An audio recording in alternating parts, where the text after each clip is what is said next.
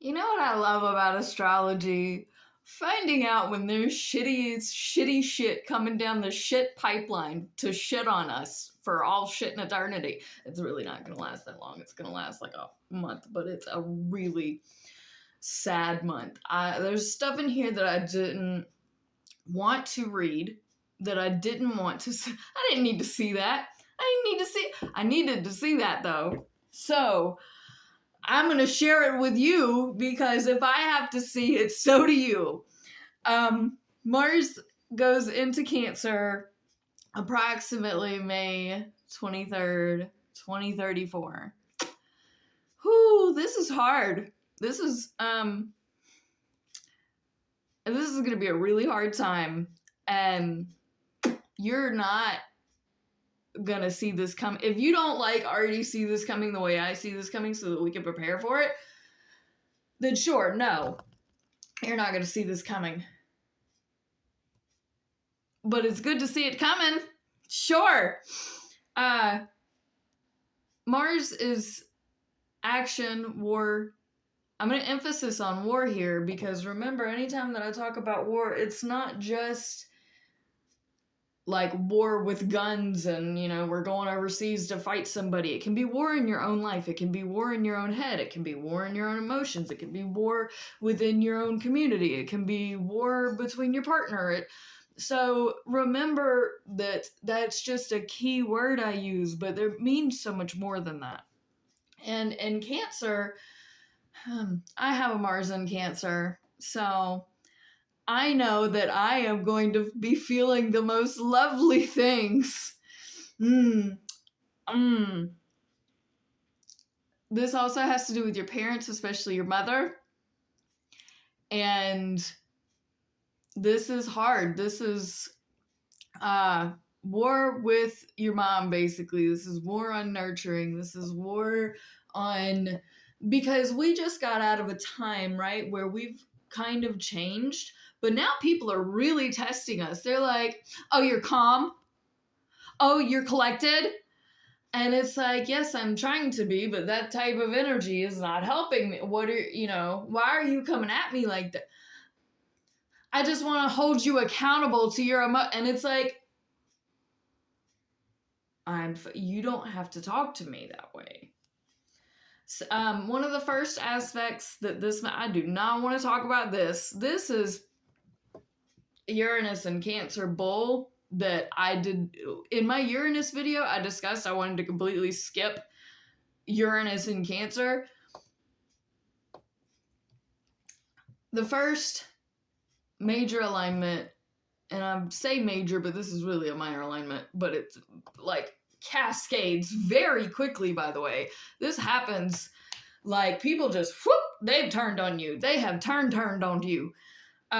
Semi-sextile Chiron in Gemini at 1 degree. This is the beginning. So Mars in Cancer is about to show you that Chiron, which is your health and how you heal yourself and how you help heal in others, which is in Gemini, there's no healing. Oh, you thought there was healing? Oh, you thought there was healing?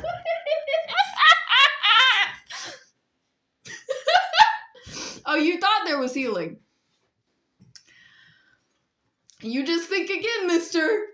Oh my god, the way we think is gonna do we're dead fish flopping. Oh. And this is at 1 degree, so this is in the beginning. I'm gonna link that video to the pastor that's in the beginning. I love that one. I'm gonna link that in this video because we're gonna need a laugh during this. So Mars in Cancer is about to show Chiron in Gemini that no, there's no healing. And you're right to be emotional about just... Okay, you want to see deep in, boo? You want to see deep in? We dive in. Whew. So semi-sextiles are usually learning, teaching, but Mars doesn't need to be in Cancer. Mars in Cancer teaches you act with your emotions. Anywho, I'm running out of time too quickly. And there are things that I want to skip, but that I also are deeming important, and I'm kind of procrastinating. Conjunct Uranus and Cancer at 4 degrees. This is approximately May 30th of 2034. This conjunction, now Uranus, remember, is the crazy, the electric, the spontaneous, and Cancer, it's with your emotions. So this is a really big electrical, emotional shock. And these are conjunct, these very active planets, and this is a very emotional, crabby place that you just want to snap at people. This is murder. This is, you know what? Get all deep end. And 4 degrees is usually balanced. We need that balance. So the positive of this, and there are positives to both of these, but it gets really hard really quick. The positives to both of these could be that Mars in Cancer is acting for your mom to help heal her and her mind and her doing this. And in kind of the other parts of life that need healing, the conjunction here could be you could spontaneously go do something with your family. So I don't want to make all of this sound bad. It's the square to Jupiter that comes next that is the reason why I am emphasizing the negative, because it gets really negative and really dark really fast. The square to Jupiter and Aries between 8 and 9 degrees starts on June 4th, 2034. Now, Jupiter expands on things. It grows. It gets bigger. It gets out of hand. It gets larger than life. It gets bigger than it's a bigger problem usually than it's supposed to, but it's also very lucky. This is an Aries, which is very quick. It's head first. It doesn't think. So like this big in your head and big in your emotions and big in your, you want to do something? This is come at me, bro, energy. And it can get out of hand very quickly if you're not careful. This is a square to Mars, its original placement in Cancer. Well, Jupiter doesn't like being in Cancer either. Just the moon, really. The moon, sometimes Venus, maybe Neptune, but we won't see that. I won't see that.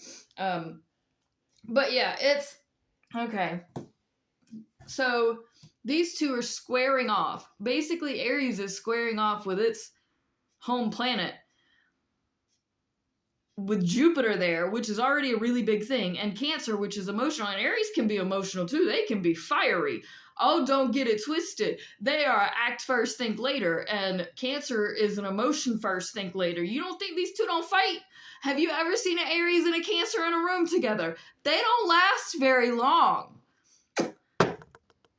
And it's between 2 separate degrees. Then we have an inconjunct to Pluto, which is already the big random chaos transformation that we've been dealing with, which is now retrograde, just went retrograde. This inconjunct starts at 18 degrees.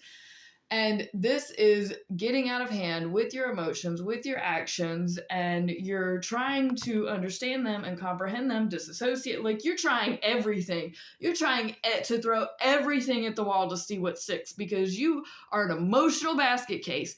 And whatever's got to work for that moment has just got to work for that moment, because the moment keeps changing. And we then have Saturn and Neptune square one another. So Saturn's also in Cancer. Neptune is in Aries. These are square one another between 21 and 22 degrees. And what does Mars do? It joins the party. And this... So the conjunction can be good, but the square is obviously bad. This is at 22 degrees, which in numerology is a very powerful number. And this is on June 26, 2034.